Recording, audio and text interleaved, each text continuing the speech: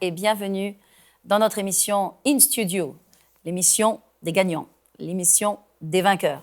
Nous sommes dans cette série et dans cette session nouvelle et je suis très contente de vous retrouver et que l'on soit ensemble pour partager ensemble la parole de Dieu et s'encourager parce que la parole de Dieu, véritablement, elle nous encourage.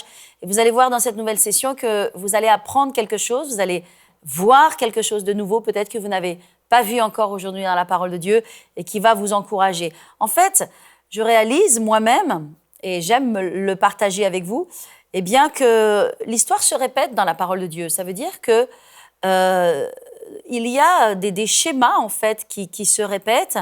On a parlé il y a quelques sessions de cela. On a parlé d'Esther. On a parlé d'Esther qui est passée par ce moment, ces questionnements, ne pas comprendre dans quelle direction allait sa vie, et puis le plan de Dieu qui s'est révélé. On a parlé aussi de Josué. On a parlé de Joseph. Et il y a ces schémas. On a parlé de cette tempête avec ce Gadaréen et comment les choses tournent en notre faveur. Et c'est véritablement le sens de toutes ces sessions qui se succèdent les unes les autres et qui ont pour objet finalement de bâtir un esprit de foi en vous et de changer votre vision, de changer votre optique. Et moi-même, tout le monde, on a besoin d'entendre ces paroles qui changent notre vision, notre optique des choses. Alors, cela nous donne de la force et de l'espoir. Nous sommes dans cette série qui s'appelle « L'adversité qui nous propulse dans la victoire et aussi dans la destinée ». Parce que notre destinée, c'est la victoire. Amen. Alors, nous allons entrer dans une nouvelle histoire, dans un nouveau récit. Et aujourd'hui, je veux vous parler de David. David, bien sûr. Alors, il y a toute une histoire à propos de David. Il y a toute une histoire à propos d'Israël. Alors, ça commence avec Israël, finalement. Je vais vous raconter cette histoire. Donc, venez avec moi sur le chemin et entrons dans le pays d'Israël. Entrons dans cette période-là, plus de 800 ans avant Jésus-Christ. Le roi David, l'histoire de sa vie, de son ascension, les épreuves qu'il a vécues. On va entrer dans cette histoire ensemble. Alors, on est des centaines d'années avant la venue de Jésus. Et puis Israël, à un moment donné, dit « Nous, on veut ressembler aux autres nations. On veut un roi qui règne sur nous. On veut un roi qui nous gouverne. » Alors Samuel dit « Ce n'est pas le plan de Dieu. Dieu veut être votre roi. C'est lui, il veut dominer sur vous. Il veut vous conduire. Oh non, non, non, non, on veut être comme toutes les autres nations. » Alors, Samuel les avertit. Et puis finalement, vous savez, quand on veut vraiment quelque chose, et même quand ce n'est pas le plan de Dieu, eh bien Dieu va nous laisser faire ou aller dans le sens dans lequel on veut.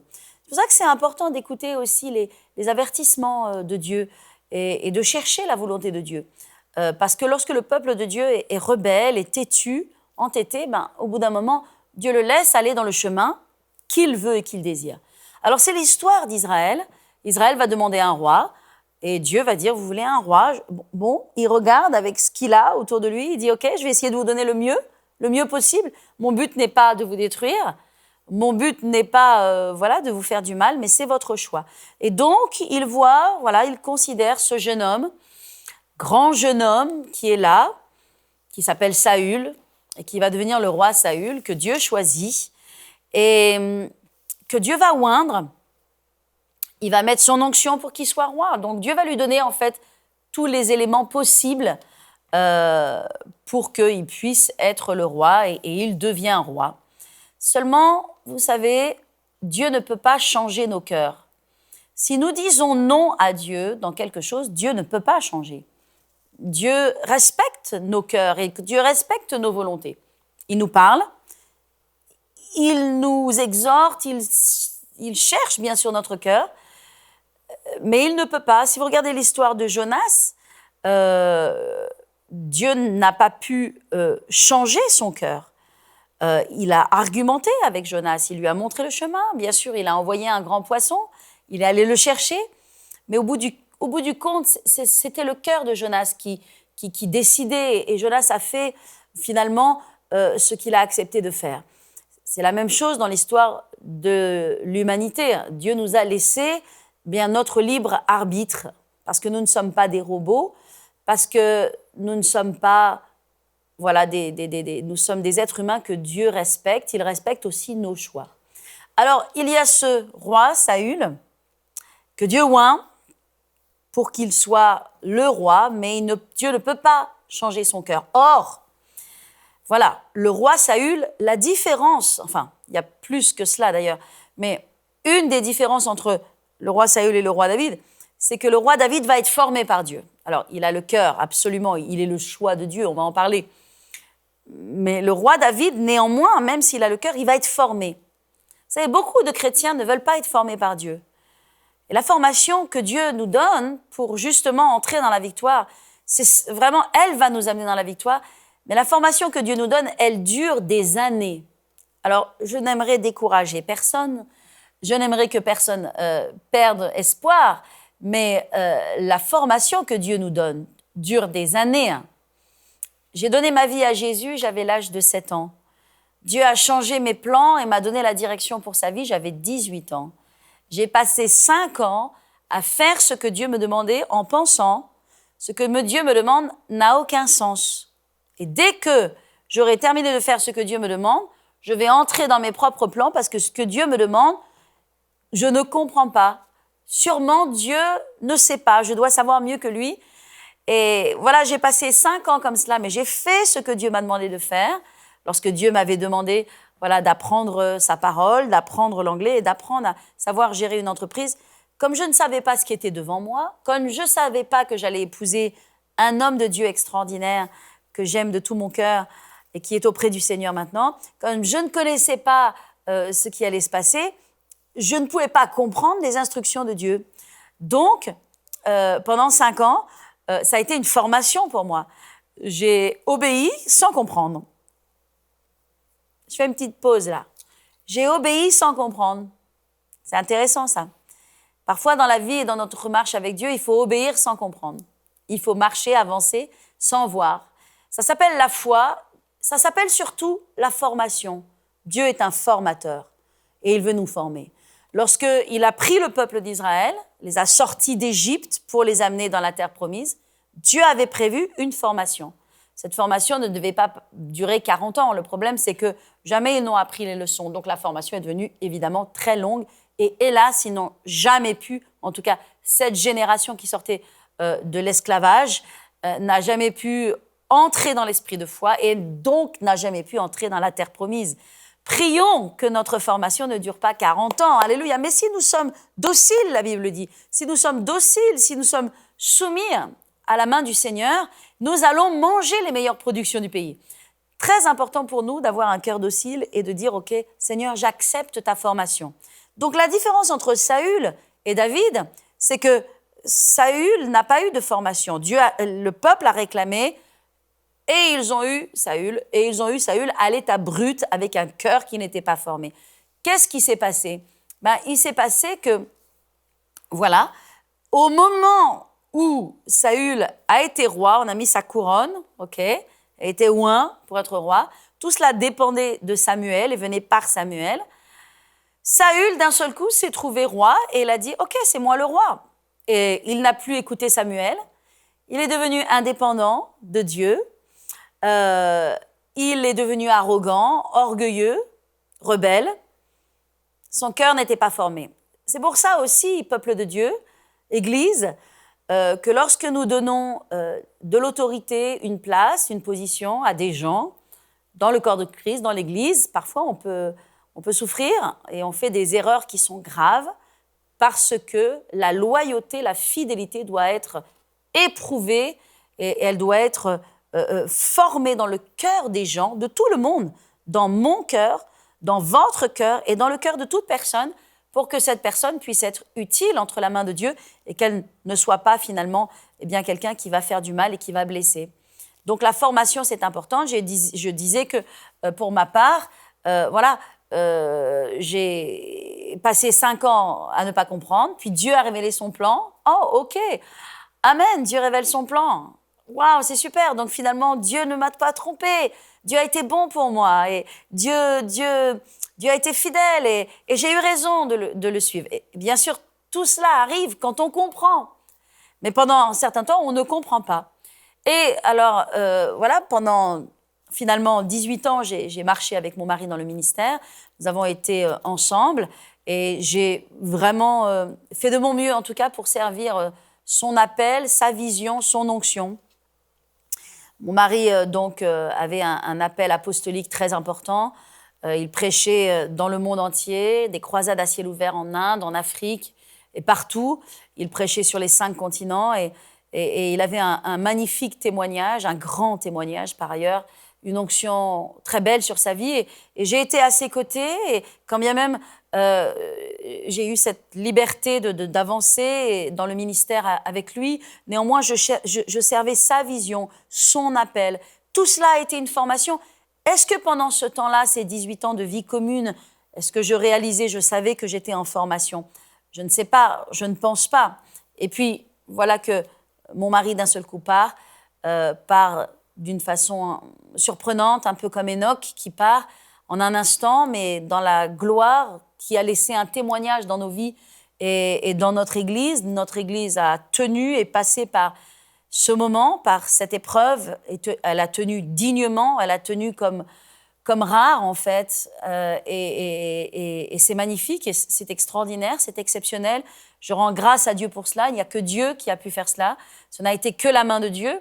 Et puis voilà, maintenant de continuer moi-même, sans mon mari, mais avec l'appel de Dieu que Dieu a mis dans ma vie. Pourquoi est-ce que je vous dis cela? Je vous dis cela parce que finalement, c'est une formation. Et certains peut-être me regardent, et si je suis une source d'inspiration d'une façon ou d'une autre, j'en suis heureuse, et tant mieux, et je le souhaite. Mais ce que j'aimerais dire à ceux et celles qui me regardent, c'est que derrière moi, il y a plus de 20 ans, de formation, d'apprentissage. Et pour revenir à mon sujet, c'est-à-dire Saül, Saül n'a pas eu cette formation. Il est arrivé comme cela, et son cœur, évidemment, a été révélé dans la gloire. Lorsque la gloire a été sur lui, lorsque la puissance et l'autorité, il s'est révélé avoir un cœur finalement qui n'était pas formé, un cœur qui était mauvais pour le coup. Et Dieu a dû intervenir et il a dit « Saül, je déchire au-dessus de toi la royauté à partir de ce jour et je la donne à un homme qui est meilleur que toi, à un homme qui est selon mon cœur. Car l'Éternel, plus justement, a dit « Car l'Éternel s'est trouvé un homme selon mon cœur. » Amen. Dieu cherche des gens selon son cœur. Et donc, nous connaissons l'histoire, Samuel est allé dans la maison d'Isaïe et donc ses fils, et ils étaient beaux, ils sont arrivés devant Samuel. Dieu a dit à Samuel, « Samuel, Samuel, ne regarde pas son apparence, ne regarde pas sa beauté, ne regarde pas à son physique, parce que je ne l'ai pas choisi, je l'ai rejeté, et tous les fils vont passer. » Alors Samuel voit tous les fils et il se tourne vers le père et dit « Mais il n'y a-t-il pas un autre? Dieu ne s'est pas trompé. » Et il dit « Si, il y en a bien, il y a notre petit dernier, c'est un berger, il est auprès de ses moutons. Faites-le venir, car nous ne disposerons pas tant que nous ne l'avons pas vu. » David arrive, il est un peu poupin, il est rond, il est jeune, il est frais, il ne ressemble pas à un guerrier, il ne ressemble pas à un futur roi. Et il voit ce jeune homme arriver et Dieu lui dit « C'est lui. Ça, c'est l'homme que j'ai choisi. Prends ta corne, Samuel, oins-le. Voici le futur roi d'Israël. » Oh, alléluia! Gloire à Dieu. Dieu est un Dieu qui juge et qui regarde les gens non selon l'apparence, mais selon le cœur. Dieu avait vu en David quelque chose que l'homme ne pouvait pas voir. Dieu avait vu en David un jeune homme fidèle, un jeune homme qui allait véritablement donner sa vie. Il donnait sa vie pour des brebis, il allait donner sa vie maintenant pour les brebis de Dieu, pour les brebis d'Israël. Il a été oint. Mais comprenez une chose, que quand bien même Dieu a dit « J'ai trouvé un homme qui est meilleur que toi, un homme qui est selon mon cœur », Dieu a fait passer David par une formation incroyable. Combien d'années a duré la formation de David? Il est passé par une formation extrêmement dure. Donc, nous savons ce qui s'est passé avec Goliath. Et suite à cela, il devient au service de Saül. Guerrier, il est le chef de l'armée, il remporte toutes les victoires pour Saül. Et qu'est-ce qu'il reçoit en échange? Il reçoit toute la haine de Saül. Et Saül le hait, il veut le tuer. Il ne voit pas en lui un homme qui l'assiste et il voit en lui une menace. Et combien de fois le javelot et la lance, et il va jusque le chercher dans son lit pour le tuer. David est obligé de fuir pour sa vie. Il quitte sa famille, il quitte sa femme, il quitte sa maison et il part. Et nous voyons David qui part maintenant se cacher dans les déserts. Il y a aussi des moments terribles que vit David. Il est parfois dans la panique. La situation est extrêmement dangereuse. On a l'impression que vraiment Saül est à deux doigts de le tuer. Mais dans toute cette formation terrible, on le voit dans les déserts, on le voit dans les cavernes, on le voit dans les vallées, dans les montagnes. Dans toute cette formation terrible, Dieu est là et Dieu le garde et Dieu ne permet pas que Saül mette sa main sur lui. Mais voyez-vous, Dieu a permis que pendant des années, David passe par ces moments difficiles. On se rappelle que il est caché dans une grotte, caché dans une caverne. Saül le poursuit. Saül entre dans cette même caverne. David est caché au fond de la caverne. Et les hommes de David disent « Vas-y, l'Éternel te le remet entre tes mains. Tue-le, c'est ton ennemi, tue-le. » Et David de dire « Je ne toucherai pas à loin de l'Éternel. » Je dis, Seigneur, qu'il y ait vraiment ce niveau de consécration, de sagesse dans le corps de Christ, où il y a tellement de critiques, où on parle en mal des autres, où on juge les serviteurs de Dieu, où il y a un tel non-sens parfois, alors qu'il faut voir le cœur et l'attitude de David. Saül était un homme oint, Saül était absolument un homme rétrograde, mais David n'aurait pas touché au oint de l'Éternel, il n'aurait pas touché à cet homme. Si quelqu'un devait le toucher, c'était Dieu. Et ça a été vraiment la consécration, ça a été la fidélité, la loyauté de David. David a été testé au travers de cela. Je pense que Dieu a été vraiment satisfait de voir cet homme de valeur, cet exemple, ce modèle, vraiment un homme selon le cœur de Dieu, vraiment un homme exceptionnel qui nous inspire. J'ai prêché un message il y a un certain temps de cela, soyez un David, ayez le cœur de David, vraiment que nous puissions avoir ce cœur extraordinaire. Alors vous dites, mais de quoi parle-t-on finalement? Je suis en train d'enseigner cette série, cette session sur Ziklag, on va y venir. Ziklag, le lieu de notre victoire, le lieu où tout bascule en notre faveur. Amen. Alors, voilà ce qui se passe. David poursuit, nous connaissons, il y a cette histoire aussi où il va aller de nuit couper le manteau de Saül et lui montrer qu'il n'est pas dans la haine, il n'est pas dans la vengeance et qu'il faut que Saül cesse de le poursuivre pour le tuer. Et Saül a un semblant de repentance, mais le même esprit qui est en lui l'agite, l'anime, et à nouveau il repart pour chercher et essayer de tuer David. Donc au bout d'un moment, David dit c'est dangereux pour moi, je ne sais plus où me cacher, je vais partir chez les Philistins et je vais aller me cacher là, et là au moins Saül ne pourra plus venir et ne pourra plus me tuer. Donc il arrive chez les Philistins, il est très bien accueilli, étrangement d'ailleurs. On se rappelle quand même que il a tué Goliath, voilà. Donc il arrive chez les Philistins, il est accueilli, lui et ses hommes, il est avec ses 600 hommes là qui le suivent, son équipe, et le roi va lui donner la ville, cette ville de Ziklag, et lui dit sois en paix, demeure là, et toi, et voilà, et ce sera ta ville. Donc il reçoit cette ville Ziklag et enfin, il a pour lui un temps de répit. Enfin, il respire un petit peu et il peut aller et venir. Et la Bible dit qu'il va et qu'il vient librement puisqu'il n'est pas persécuté dans cet endroit. Et donc, je pense qu'il profite de ce moment. Il bâtisse des maisons, il s'installe, voilà, ils sont là. Et puis, il va se passer quelque chose. Et cela se trouve dans 1 Samuel 30, il est écrit lorsque David arriva le 3e jour à Ziklag, avec ses gens, les Amalécites avaient fait une invasion dans le Midi. et à Tsiklag. Et ils avaient détruit et brûlé Tsiklag. Après avoir fait prisonnier les femmes et tous ceux qui s'y trouvaient, petits et grands, ils n'avaient tué personne, mais ils avaient tout emmené et ils s'étaient remis en route. David et ses gens arrivèrent à la ville et voici, elle était brûlée. Elle était brûlée. Et les femmes et leurs fils et leurs filles étaient emmenés captifs. Alors David et le peuple qui était avec lui élevèrent la voix, pleurèrent, jusqu'à ce qu'ils n'avaient plus de force de pleurer. Donc voilà un moment incroyable. Tsiklag. Nous connaissons Tsiklag. Tsiklag, c'est un lieu de découragement ultime.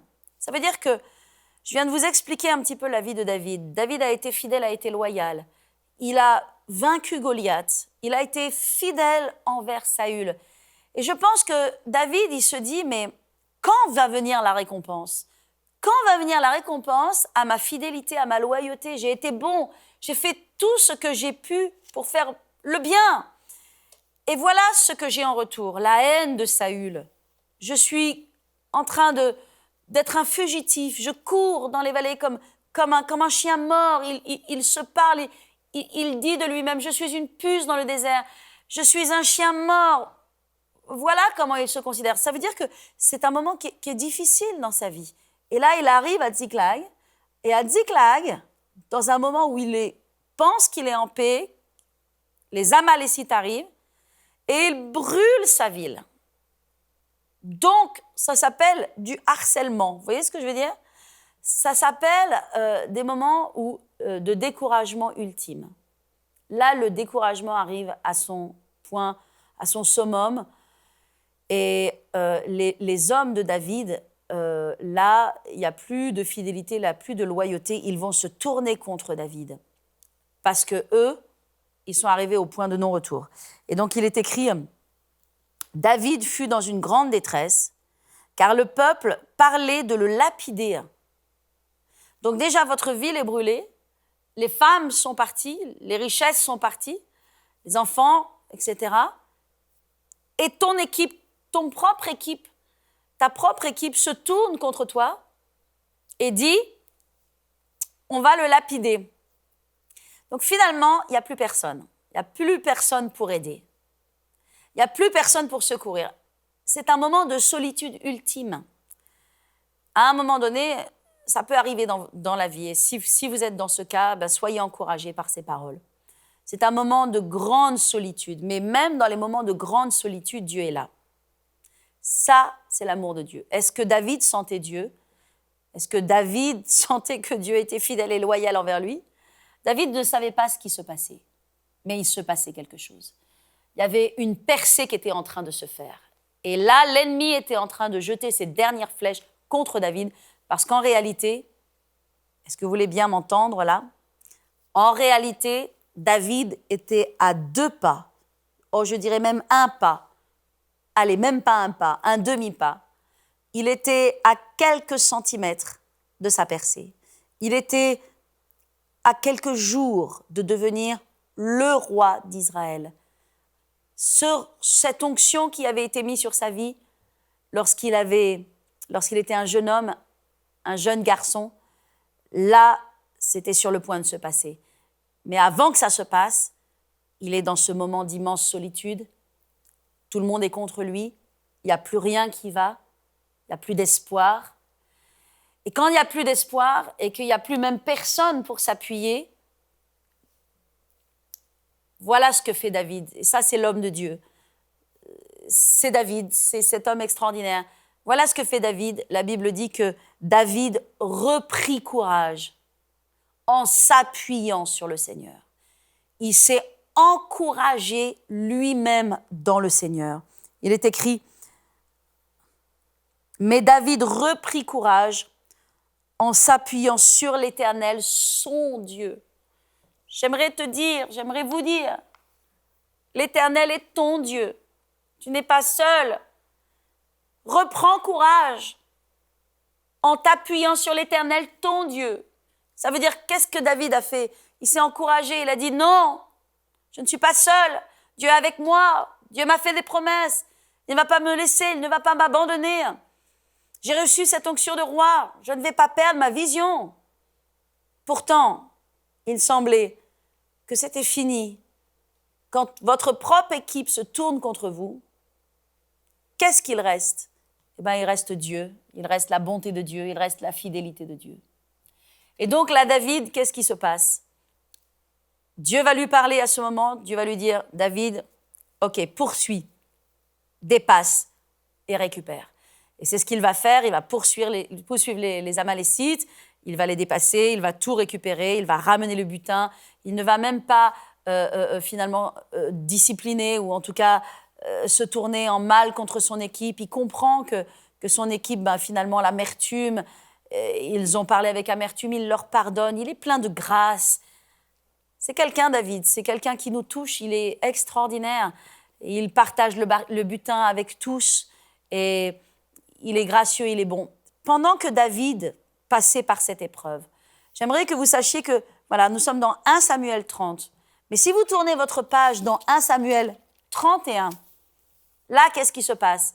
Eh bien, on voit que Saül part à la guerre et il a un peuple qui lui fait la guerre et il va se passer quelque chose, en tout cas, sur ce champ de bataille. Donc, nous sommes à 1 page après, voilà, à 1 chapitre plus loin.